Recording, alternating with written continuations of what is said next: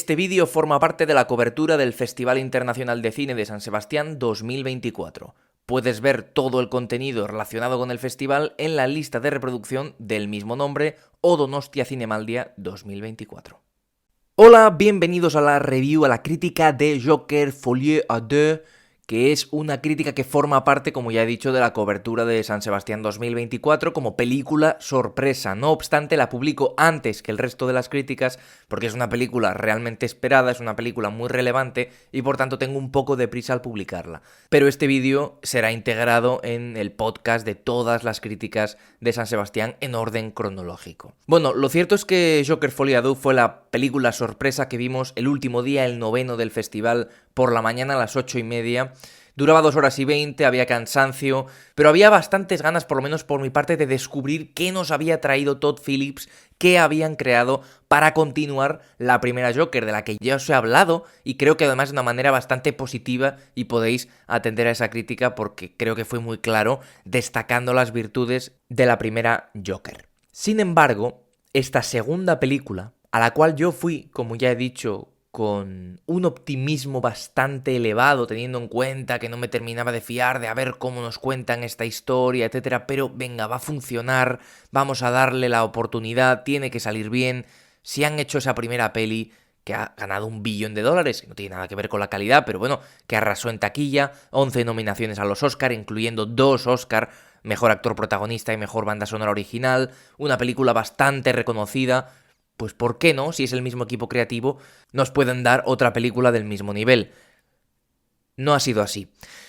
Mi opinión de Joker Folie à Deux no va a ser muy diferente de mi primera reacción nada más ver la película en el Teatro Victoria Eugenia y sus inmediaciones, que os grabé ese vídeo en el que, bueno, pues dejé claro que no me había parecido una película bastante destacable. Y por supuesto que no lo he dicho, aquí en esta crítica no hay absolutamente ningún spoiler de la película.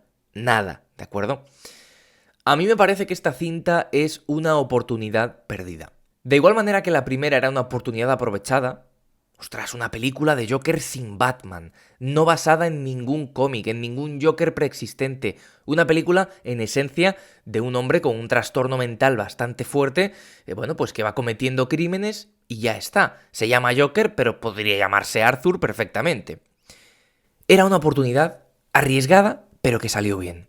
Podría incluso resultar innecesaria, pero esto ya lo dejé claro en la primera reacción y es más, ha habido algunos comentarios en torno a eso, habéis comentado vosotros mismos, entre vosotros mismos, sobre este asunto, ¿no? Ninguna película es necesaria y ninguna película resulta innecesaria, porque en principio El Padrino Parte 2 podía ser innecesaria. Desde luego Toy Story 2 era innecesaria, y la 3, y la 4... Probablemente la 5 también lo sea cuando se estrene, que ya queda menos. Pero son películas que han sabido contar una historia muy bien, que han sabido continuar y tener su propia esencia y ser incluso tan buenas o mejores que las anteriores. Y hay muchísimos casos de segundas partes que sí que fueron buenas y de películas en principio innecesarias que funcionaron. Por ejemplo, Joker, del 2019, ya lo he dicho, una peli de Joker sin Batman, una peli no basada en ningún cómic, una peli en mitad de sagas de superhéroes, universos cinematográficos, y sales con un drama, thriller, ¿qué es esto? No, pues funcionó muy bien.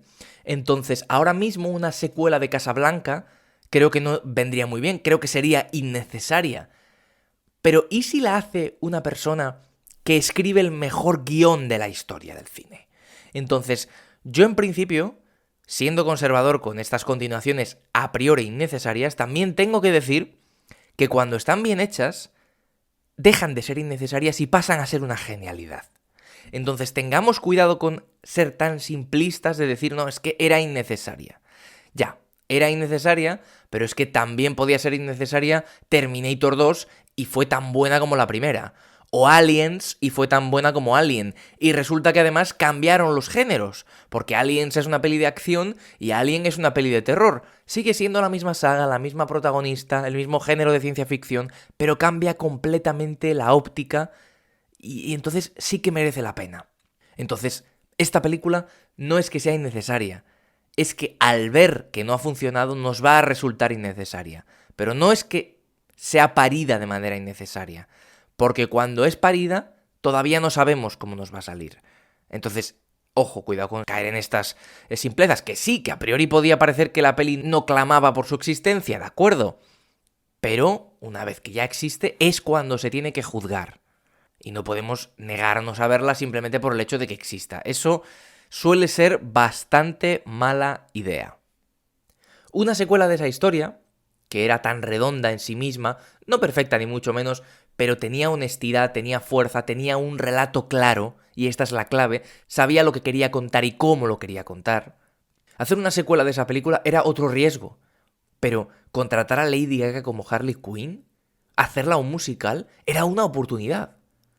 Pues es una oportunidad desaprovechada. Ya sabéis que la película empieza con una secuencia de dibujos animados, y digo dibujos animados y no animación porque es una secuencia cartoon. Por supuesto que es animación, pero quiero decir, es un poco reminiscente de lo que podía ser un cortometraje de los años 30, 40, 50 de Tom y Jerry o de los Looney Tunes, comenzando la película con el logo de Warner Bros. Y con la música que utilizaban en los intros de los Looney Tunes, que todos hemos visto de pequeños y que tienen algunos cortos increíbles. Y es una secuencia muy inteligente y muy bien animada, que juega un poco con posibles trastornos de Arthur y que juega un poco, pues bueno, a recordarnos lo que pasó en la anterior película, un poco también a darnos una visión nueva y fresca de lo que puede ser una segunda entrega, etc. A partir de ahí, la película es, en esencia, un Joker 2 literal. Nos cuentan todo lo que ocurre después de los eventos de Joker 1 sin ahondar en nada más. Y efectivamente es el mismo equipo y se nota, pero para mal, porque no hay ideas frescas. Y las ideas que hay, y por eso me parece que esta oportunidad está perdida, son bastante interesantes, pero no funcionan. Prácticamente en ningún momento. Para empezar por el asunto del musical. Una película con escenas musical entre el Joker y Harley Quinn, a mí me parece una genialidad. Puedes dar una vibra absolutamente diferente a esta película, puedes convertirla en una paranoia, efectivamente, folie à deux, trastorno compartido, ¿no? Se llama esta película. Y podrían haber hecho números musicales espectaculares, porque el presupuesto también ha crecido un montón. Yo asumía que iba a ser por esto. Podían haber hecho, canciones originales o covers, porque esto al final es un jukebox musical, ¿no? Esto lo que está haciendo es coger canciones preexistentes y traerlas a la peli. Pero no hacen nada de eso. El 80% de las canciones de esta película son susurros. ¿Para qué contratas a Lady Gaga y la haces susurrar? Y Lady Gaga, bueno, habrá quien no le guste su música, y desde luego no es mi estilo de música particular, pero es una muy buena cantante y además es buena actriz, por lo menos lo ha demostrado, aunque sea en A Star is Born, ha nacido una estrella del 2018. Tienes un potencial ahí para hacer un personaje que además gusta mucho al público, desde que debutó en la serie animada, etc. Bueno, pues es una artista reconocida, quiero decir. Entonces, ¿por qué tiene que susurrar? Su personaje es prácticamente vacío. Esta no es una película romántica, ni de un trastorno compartido. Ella aparece, digamos que bueno, es un poco excusa para que Arthur tenga un poquito más de motivación para comportarse de una forma concreta, y poco más. Ella no tiene evolución, no sabemos de ella. Bueno, nos citan un par de cosas de su pasado, luego nos lo corrigen y se acabó.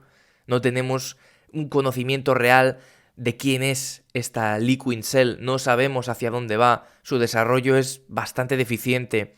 Está ahí, como digo, un poco como muleta de Arthur. Y a mí esto me parece desaprovechar también a un personaje que podría haber sido brillante en esta película, pero bueno, no ha sido el caso. Ella no está del todo mal, pero tampoco me ha terminado de convencer, porque seguramente el problema sea de que no me ha gustado un poco por donde han llevado al personaje, entonces ella tampoco ha podido salvarlo demasiado. Por su parte, Joaquin Phoenix, como es lógico, hace un buen papel. Pues ya ganó el Oscar por esta misma interpretación hace 5 años, y 5 años después, y un lustro después, repite papel. La verdad es que aunque esté bien en la peli, de nuevo, no destaca tanto como en la primera, porque aunque se ve que es un personaje que conoce, en el que se siente cómodo y pues sabe elevar con su gran talento, también se nota que no hay una dirección clara de este proyecto. Entonces, tampoco puede destacar demasiado, ¿no?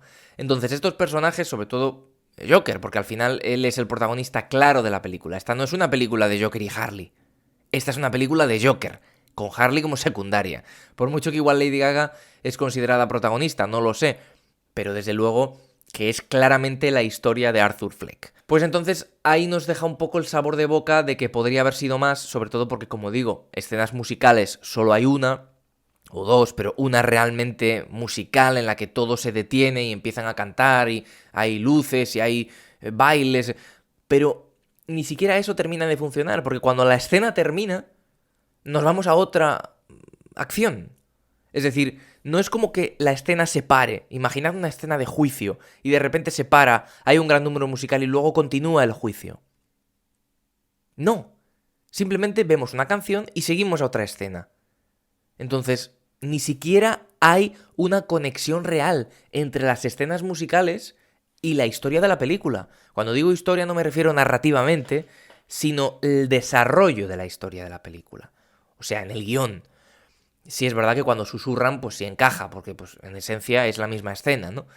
Pero claro, para eso no hagas un musical, para susurrar. Y cuando hagas una gran canción, haz que encaje en la película. Yendo elemento por elemento, me tengo que detener un poco en el guión, porque como he dicho, no voy a hacer ningún tipo de spoiler, no voy a estropear la película para nadie. Entonces tengo que ser muy conciso con lo que digo, y tranquilos que lo voy a ser. Hay algo que me ha molestado un poco del guión, que es que la película parece que no tiene ningún tipo de coherencia ni de cohesión interna, y no hablo de que la película no tenga un sentido propio, porque cada escena, bueno, pues continúa la anterior y lleva a otra. Es decir, no es una película tan desastrosa como para no tener un porqué dentro de su historia. Pero es que además, y por eso digo lo de la coherencia y la cohesión, esta película no termina de tener un porqué, una razón de ser. Aparte de ha hecho mucho dinero, es un personaje y una interpretación muy querida, vamos a continuarla como buenamente sepamos. Pero ¿cuál es el motivo real? ¿Qué nos quiere contar? La primera lo tenía muy claro, lo vuelvo a decir.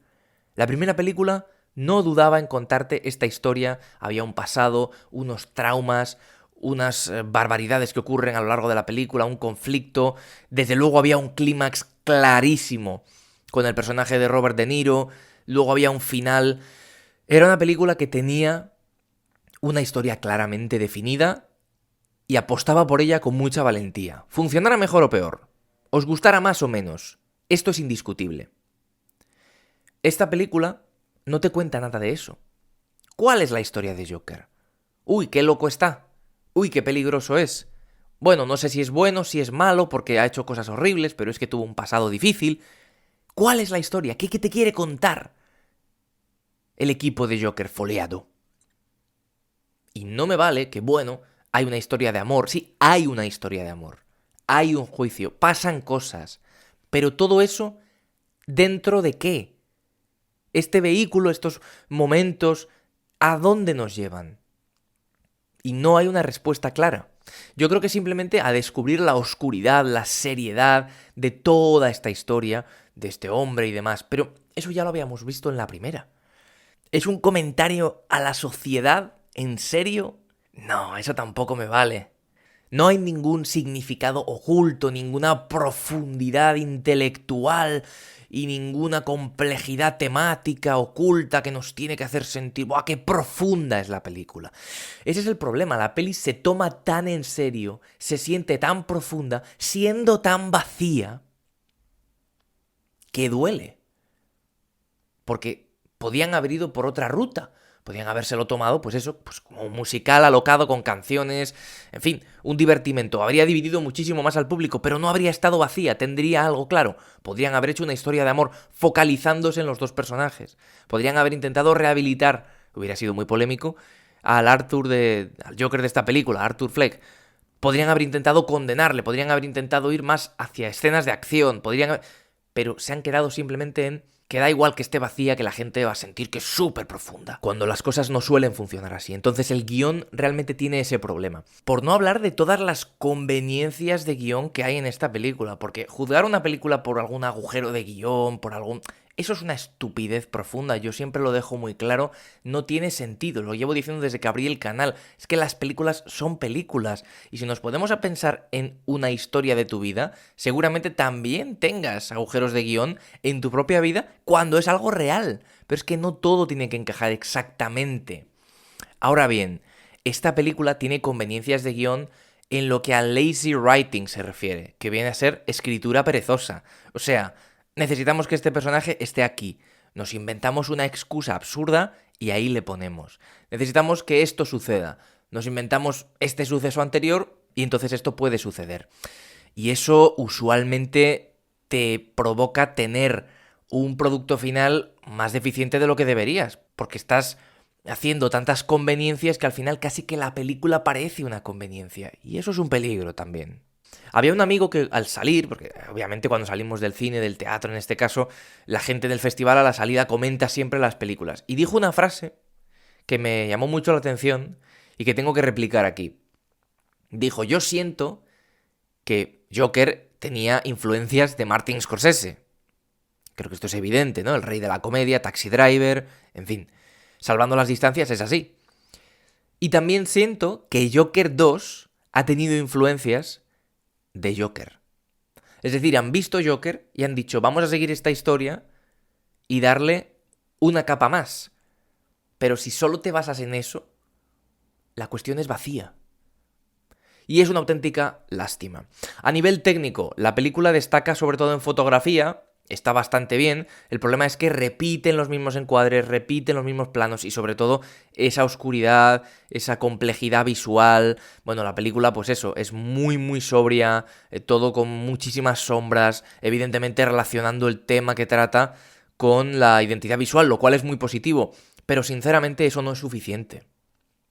Porque una película de estas características tiene que tener una buena fotografía. Con este presupuesto, con este director de fotografía, siguiendo a una peli que fue nominada a Mejor Fotografía en los Oscar, bueno, pues es algo evidente, ¿no?